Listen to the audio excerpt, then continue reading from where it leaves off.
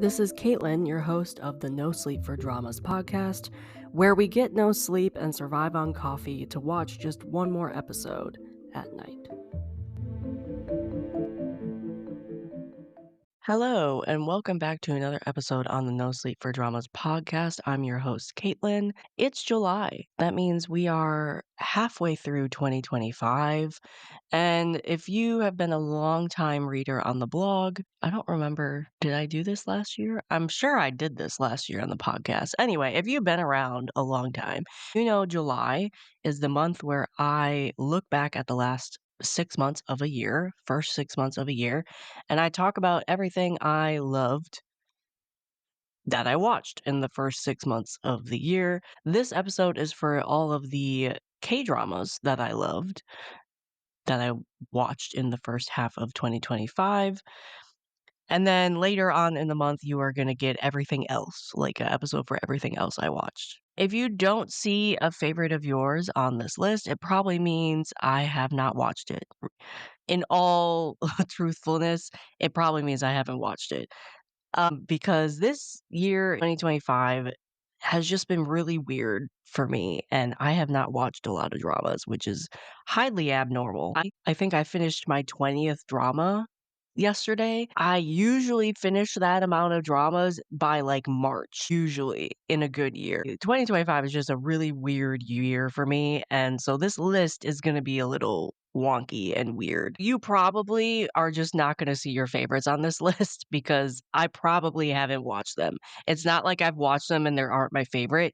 I probably have not watched them. And I don't put things on this list that I obviously haven't watched. This is going to be a list of Korean dramas I liked and would recommend you guys watching if you have not seen them. The list might change by the end of 2025, but it also might not, depending on what I watch and complete by the end of the year. This list is also for the Korean dramas I completed in the first half of 2025, so January to June. It does not mean that these Korean dramas have to premiere and air in 2025. I just have to had completed them in 2025 because there's a couple dramas on this list that I started in like December of last year. It just depends. Come on, choose where you're gonna go, Kitty. Come on. Where are you gonna go? You need to choose an avenue here. I don't keep this list to just Korean dramas that have aired in 2025 because I really would not have a list this year if I did that. But I usually don't do that. I didn't make any like excuses for this list this year just so I could make this episode. I usually do not have that. It's basically these are the Korean dramas that I completed in the first half of 2025. Does not mean they had to premiere and or air in 2025 though. I just have to have completed them. It will also not include any Korean dramas I've completed this month in July because that will be the second half of 2025. I already have completed 2 dramas in July that one would definitely be on this list if I had completed it earlier, and sadly I hadn't, even though it should have completed it earlier. This list is also in no particular order and is not ranked whatsoever. I just did it in chronological order that I completed them. We know full well how this year is going for me. It's not going well, in my opinion. This list was hard for me to make because I have not watched a lot of dramas in 2025 and did not watch a lot of Korean dramas for that matter, which is really weird for me because usually it's very easy to make this list just in not very easy. It's easy in the terms of I have a lot to choose from by the time I get to halfway through the year. Might not be easy because I've liked a lot of them, but it's at least easy because I have a lot of options to choose from. This year is not the case. This list will be on the shorter side just because it was very slim pickings for me because I still did not want to recommend you something that I like just thought it was okay. So I still tried to keep the ratings of these dramas 8, 9, 8.5, 9, 10, something like that. I did not have a large pool of Korean dramas to choose from this year. And I am sure people will not agree with me on some of these Korean dramas on this list, and they are rated lower than normal that I would put on this list. But that's just because if I didn't put those types of dramas on this list, I would have like maybe 2 dramas on this list. It's very, very slim pickings. So I'm absolutely positive this list is going to change by the end of the year. I don't know how that list is going to look though, because given my track record so far, it might not change just because I might not watch any other Korean dramas. I don't know. We'll have to wait and see. I'm hoping to watch more Korean dramas in the second half, but we'll have to see what happens, especially with like podcast episodes and what I'm currently watching and what I find interesting, things like that. I don't know. We'll see how this goes, but 2025 is gearing up to be a really weird drama watching year for me, and I don't like it. I don't like it at all. All right, so now that we kind of laid out the ground rules for my list that I normally do, let's get into some of these Korean dramas that I watched in the first half of 2025. The first one I'm going to mention is The Trunk. This is an 8-episode Korean drama. It's on Netflix. I've said this before, and I'll say it again. If I had watched and completed this Korean drama in 2024, which is when it aired, this Korean drama would have easily made my top Korean dramas of 2024 list.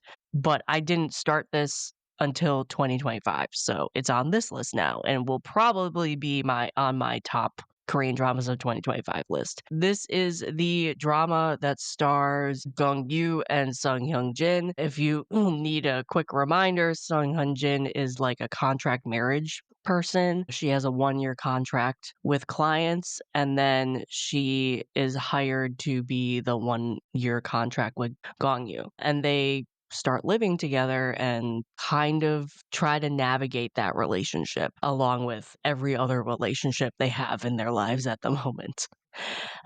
This K-drama definitely was not what I thought it was gonna be because the trailer gave off like a crime drama, which I would say was a small part of this Korean drama. It was not as large as what the trailer made me think it was gonna be. It was still there. There was still a mystery, but it was not as prominent as I thought it was gonna be, which I was okay with. I was okay with. You watch this though for the leads, the characters, and the relationships, and how that all paid off. The characters are flawed, and I love that the characters were flawed. This is a character-led drama, and I love the exploration of those relationships and how these flawed characters, because everybody is flawed, interact and what their outcome is at the end of the drama. And that might not be everybody's cup of tea. People might not like the fact that nobody is perfect. Everybody has a flaw in this drama.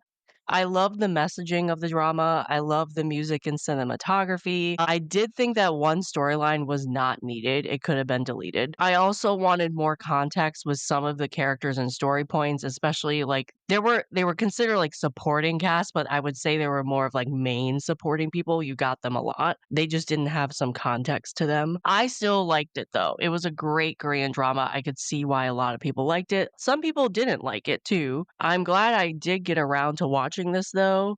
Didn't skip it just because I was trying to catch up on other dramas or something like that. Also, the use of color in this drama is brilliant. I did a review for this drama on the Daebak K Rambles as a drama trio episode, so if you want to go and hear my full review and details of my review, you can go and listen to that. I rated The Trunk a 9 out of 10, and that is the first drama that I would have on this list. Okay, the next one is probably going to be controversial to some people. I don't know if this would be on my list if I had watched other Korean dramas.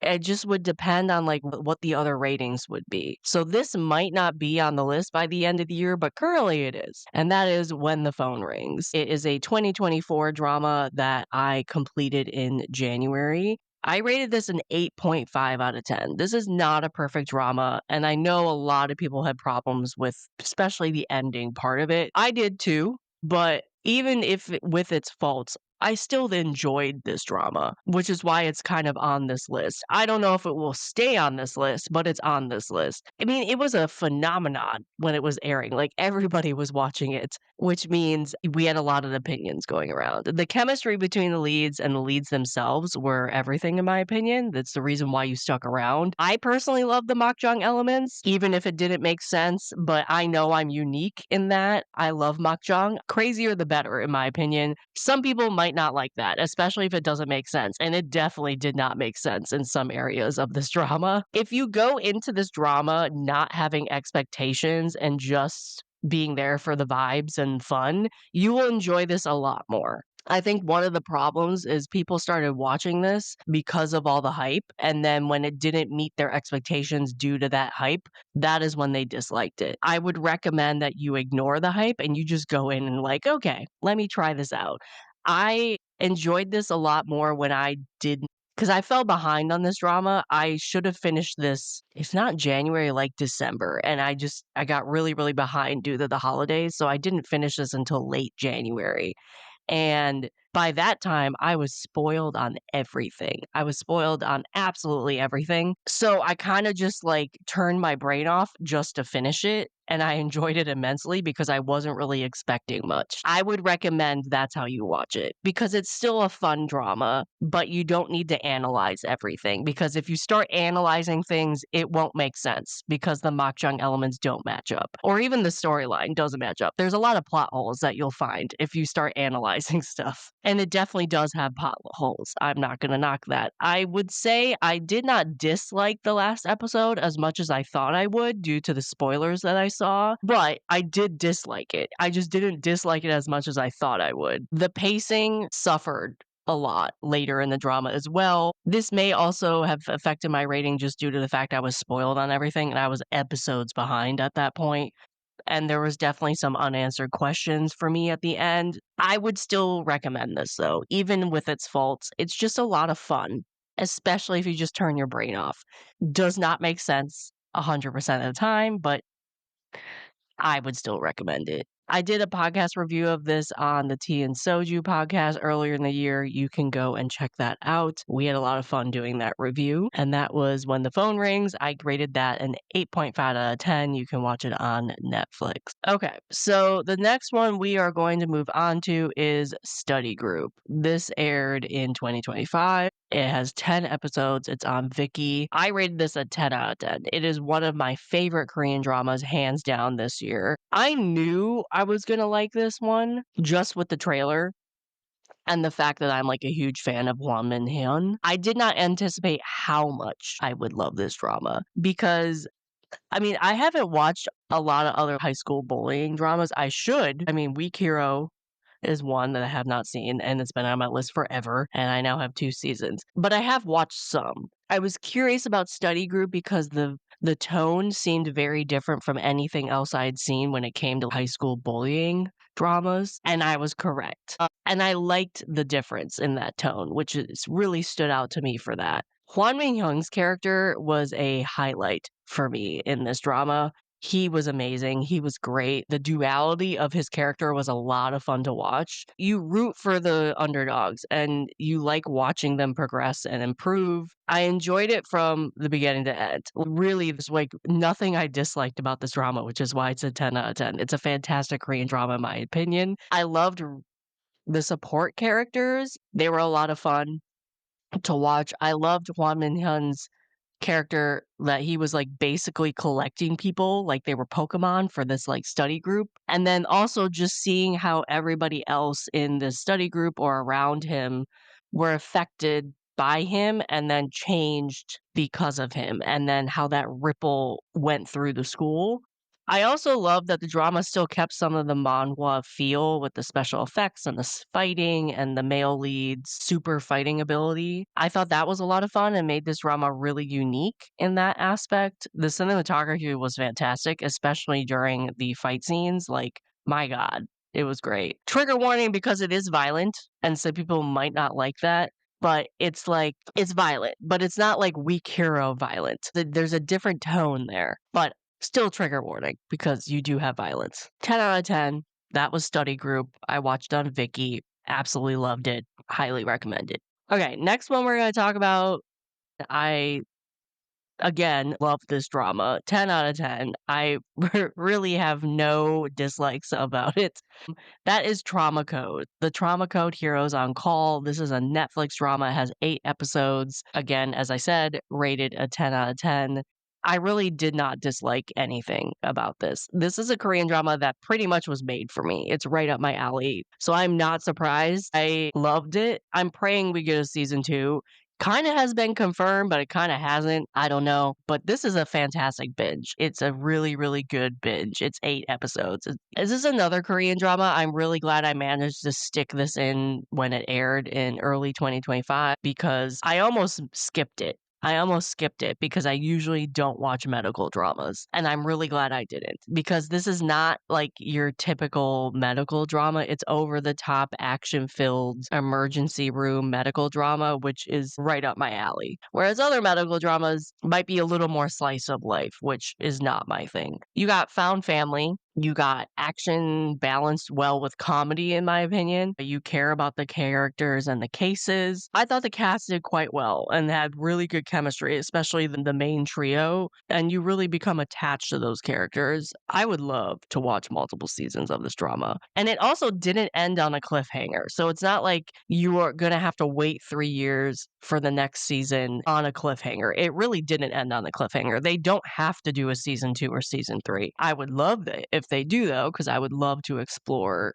these characters again. Trigger warning for surgery scenes and wound scenes. You do see stuff. They do show the surgeries and the tools and the wounds and bones sticking out of places and things like that. That's not your thing. Trigger warning for that. That might be a negative for some people. You see a lot of detail, medical detail in this, like organs and blood and things. Trigger warning for that. I recommend this just because of the characters and the main trio and how their interaction is and their chemistry is.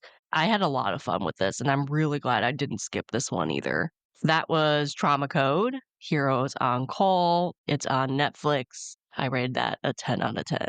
This might be a shorter episode, as I said, because this list might be a little short. Okay, next one I'm going to talk about is a crime Korean drama that aired, I think, in like January/February. It is Unmasked. You can watch it on Hulu/Disney Plus. It has 12 episodes. I rated this an 8.5 out of 10. This drama, I don't know if this drama is going to be on my list by the end of the year, depending on the rating. It's not a bad drama, though.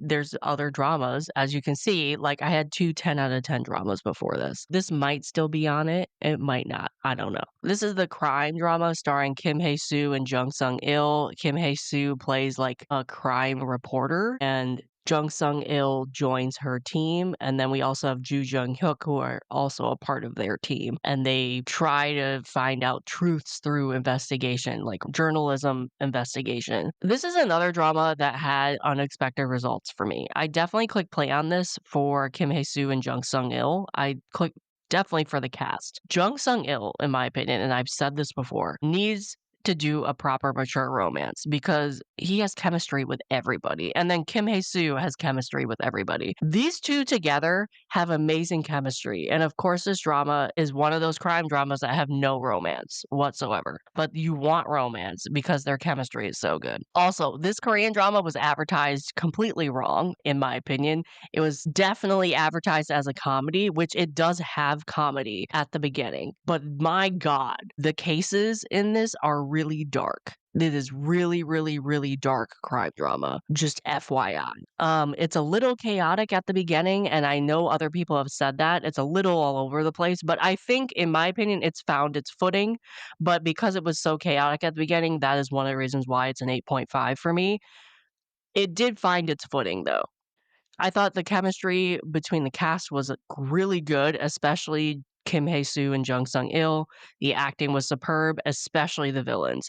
The villains in this drama really stood out to me. and I loved them. I do wish we got more background with some of the main cast. They kind of skimmed over some of it. They brought it up, but they skimmed over some of it, which I didn't like. And they definitely left it open for a season 2, which might not be a plus for everybody, but they definitely left it open for a season 2, unlike Trauma Code, where you could end it there and it's completely fine. I would watch a season 2 of this though, but some people might not. All right. Due to podcast recordings, I had some rewatches that I did in the first half of the year. And as I explained, due to the slim pickings, I had to include rewatches on this list. Hopefully, I can replace these by the end of the year because normally I don't like to include rewatches on this list because I've already talked about them, I've already rated them and things like that. But if I didn't include rewatches, I'd have like 5 dramas on this list. That goes the same with the other episode I'm gonna do with everything else I watched. If I don't include rewatches on that list too, that's gonna be a very short list.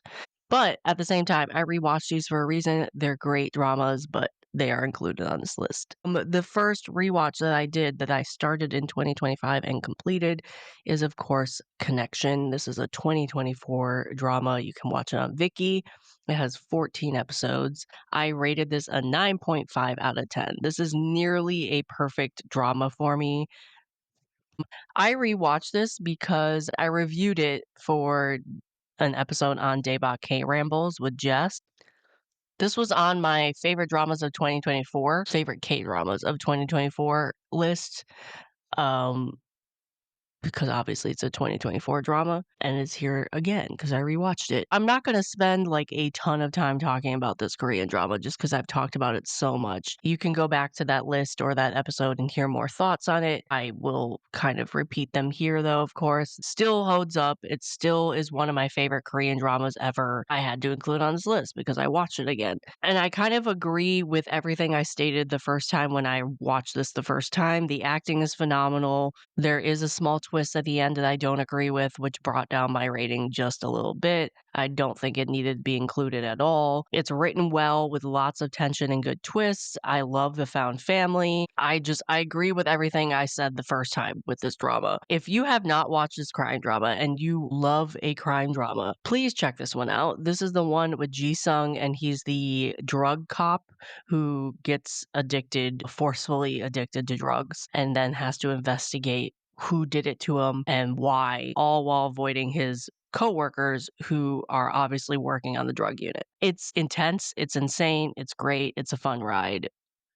Highly recommend. So that was Connection, a 2024 drama. You can watch it on Viki. The next one is also a rewatch. This is Flower of Evil. It's a 2020 drama. You can watch it on Viki. It has 16 episodes. This is another drama I'm not going to go into a lot of detail about. I did a episode of this on my podcast, so you can go there and listen to my full in-depth review. I've also reviewed this on the K3 podcast, so you can go and check it out there. I also have reviewed this on the Daebak K Rambles podcast with Jess. So you have 3 different places you can go and listen to those reviews. I'm not going to talk about this extensively, but there's a reason why I've rewatched this 4 times. It's one of my favorite Korean dramas ever. I rated it a 9.5 out of 10. It's amazing. I have a few quibbles with it. I always do. I explain what those quibbles are in the podcast episodes. I would still recommend this though, to anybody. I am very curious about the Chinese drama remake they're doing with this. I love the cast of that. They have not released any new content, and obviously we have no idea when it's going to premiere. So I'll be curious when that comes out though, because I love this Korean drama. I don't know if I will do a versus episode with that or not, but we'll see. Oh, by the way, I have written this entire list on my blog. So if you need links to any of the dramas that I've been talking about, or links to this, for example, this Chinese drama that I mentioned that is a remake of Flower of Evil, you want to, I don't know, read this list instead of listening to it, maybe see the posters and dramas I'm talking about, you can go to the blog, the NoSleep4Dramas blog, and find this list there under the same name as this podcast episode. So that was Flower of Evil, also a rewatch, 9.5 out of 10. Next up is an older Korean drama that I watched for a podcast episode. It's on my podcast, and that is Time Between Dog and Wolf. This is a 2007 drama, 16 episodes. You can watch it on Viki. I rated this an 8.5 out of 10. And as I said, I reviewed this with a guest host on my own podcast, so you can go and listen to that podcast episode if you would like. I like this Korean drama more than I thought I would. I don't know what I was expecting, but it definitely is not what I got. But my expectations are low because it was an older drama, which I do say in the podcast episode. I was pleasantly surprised though. If you like Korean dramas like The Worst of Evil, you will probably like this. You should check this one out. It has a lot more depth to it than I assumed it would. If you like dramas that have undercover missions and revenge, definitely check this drama out. This stars Lee Joon-gi, Nam Sung-mi, and Jung Kyung-ho. Those are like the three main people. It was a lot of fun seeing the bromance in this between Lee Joon-gi and Jung Kyung-ho. I did not expect the makjang elements to pop up in this, but it was fun. It was fun. You do have some over-the-top acting, but also there are moments where the acting is great, but I will say there's some over-the-top acting. And I wouldn't say the makjang is really over top. To me, it was like light makjang because I'm comparing this to full-blown makjang. Everybody has a birth secret type situation like daily dramas, and this is not that. But it does have some light makjang. As I said, I love the bromance in this. I just thought the characters were complicated and not one note. And I'm really glad that because I did a review of this on my podcast, I was able to watch this drama. I don't think I would have watched this drama because there were so many others I need to watch. It was on my list. It wasn't like I didn't know it existed or everything, but it's like just so far down that list. I would recommend this though. If you want a review of this, want to see if you'd like it, I do have a review on my podcast. But if you like gangster ones, Worst of Evil, Undercover Missions, give this one a shot. 8.5 out of 10. That was Time Between Dog and Wolf. Okay, I have two more that I'm going to mention. Next one is a Korean drama on Hulu and Disney, and this is Buried Hearts. 16 episodes. I rated this an 8.5 out of 10. I should have finished this way before I actually did. This drama started off really strong, but then I had issues with the ending. A lot of other people had issues with the ending, but I want to still recommend this one because of Park Hyung-sik. This is definitely by far my favorite Park Hyung-sik role. And hands down, favorite thing I've seen. He did such a great job with this role. The entire cast acted well, but he was a real standout in this drama. I also loved the main villain of this. Too many other people popped up to be villains, but the main villain was great. And I loved his dynamic with Park Hyung-sik. The romance was nice at times, but it also kind of went away halfway through and came back later, and because of the weird pacing of that, in my opinion, I don't think it was really needed. He had enough motive without that, and because it just kind of popped in and out wherever they felt it was nice to put it in, I just overall didn't think the romance was needed. It was nice though to have it, especially with how intense some of the other stuff that was going on was, but not really needed. Some of the outcomes with the characters were predictable and anticlimactic, which I explained a little more in another podcast episode. If you've seen any type of rich family makjang drama, you would know some of the outcomes because there's only so many twists a drama can do with this type of setup. Like, yeah, there was a birth secret somewhere.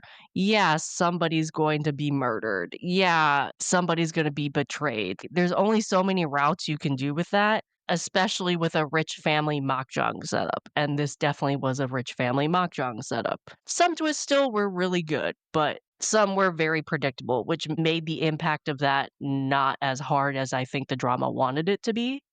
OSTs were great, clearly set up for a season 2, which I personally would watch, but not everybody would agree with me on that, and not everybody would like the fact that this drama was set up to a season 2. And I know a lot of people, or not a lot of people, but people will not agree with me that this is on this list. Will it be on the list by the end of the year? I don't know. It depends on what else I watch. But again, it's on this list for now, partly due to the fact I really had nothing else to put here. Because I just have not been watching dramas. The pool is not big, people.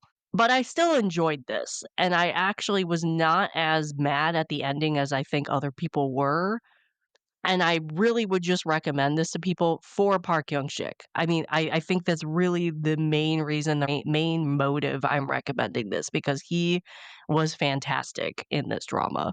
So 8.5 out of 10, that was Buried Hearts. And the last drama I'm going to mention on this list for the first half of 2025 is, of course, Mercy for None. This is a 7-episode drama on Netflix. I rated this a 9 out of 10. I loved this drama. I liked this drama a lot. It isn't for everybody, though. It is very violent and very gore heavy. You see everything. And obviously, that's not for everybody.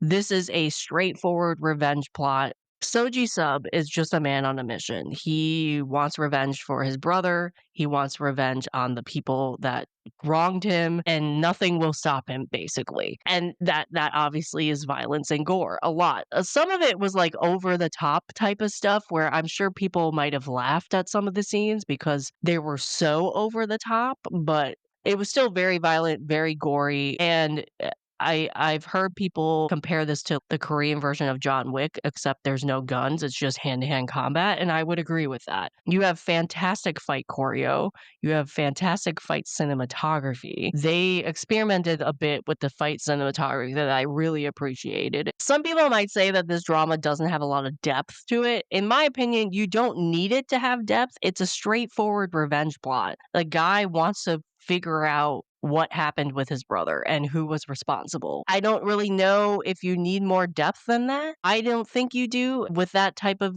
drama and this type of setup. It's just you watch it for him getting revenge and you watch it for the fight scenes and just him, Soji Sub, like plowing through people. But some people might disagree with me on that. A few things in the end did disappoint me, especially the outcome of one particular character, and I'm not going to reveal it because it's a huge spoiler. But other than that, other than some of the outcomes of the characters, I enjoyed this one a lot, and I will recommend this one a lot for people, especially for people who can handle violence and gore. That was Mercy for None. That is a 9 out of 10 for me, and that is my list for my top Korean dramas of the first half of 2025. And I know, as I've said multiple times, this is not your typical list from me. 2025 is just not normal. This is not what you normally get in this podcast episode from me. In other years, it would have been a lot harder for me to make this list because I would have watched twice as many dramas by now. And I also know that I'm sort of stretching what I put in this list because I wouldn't have a list if I did actually don't put rewatches and don't do like below an I don't know, 9, whatever. So I'm hoping this list will change by the end of the year because I do want to watch more of the new Korean dramas. We'll see what happens. And as I said, I already know there's one drama in July that I already finished that would have been on this list if I watched it in the first half.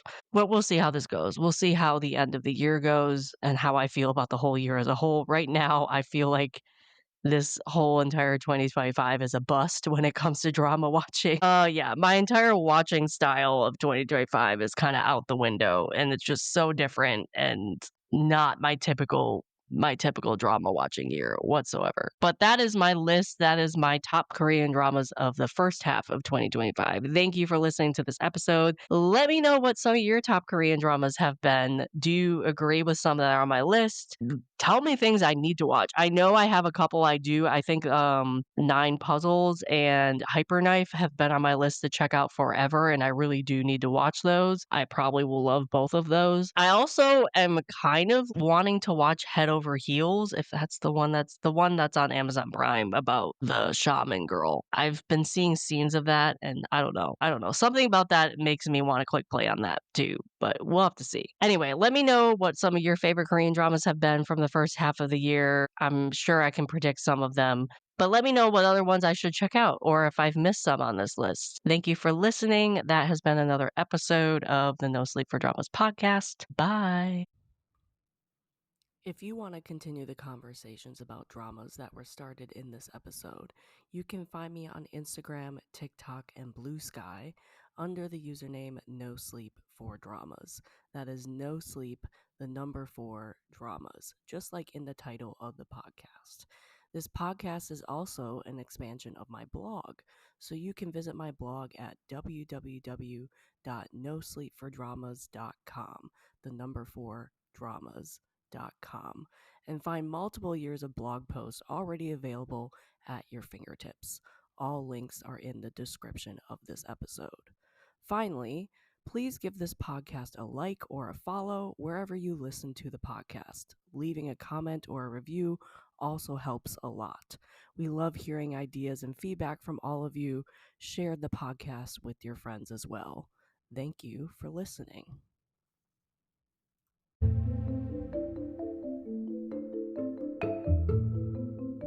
This has been an episode of the No Sleep for Dramas podcast, and I am your host, Caitlin. I will see you here next time, and I hope you get no sleep chasing the next episode just like me. Good night.